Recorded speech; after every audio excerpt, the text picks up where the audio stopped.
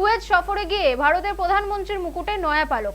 এবার কুয়েতের সর্বোচ্চ সম্মান পেলেন Narendra Modi. The order of Mubarak Al Kabeer সম্মান দেওয়া হলো তাকে।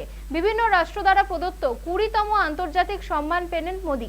জানা গিয়েছে, মূলত রাষ্ট্রপ্রধান, পররাষ্ট্র প্রধান কিংবা কোনো রাষ্ট্রের রাজ পরিবারের সদস্যকে এই সম্মান বন্ধুত্বের প্রতীক রূপে দেওয়া হয় কুয়েতের তরফে। এবার সেই সম্মানই পেলেন প্রধানমন্ত্রী মোদী। মোদীর আগেই এই সম্মানটি পেয়েছিলেন আমেরিকার প্রাক্তন রাষ্ট্রপতি বিল ক্লিন্টন, ব্রিটেনের রাজা প্রিন্স চার্লস ও আরও এক মার্কিন রাষ্ট্রপতি জর্জ বুশ। শনিবারই দুদিনের সফরে কুয়েতে পৌঁছন প্রধানমন্ত্রী।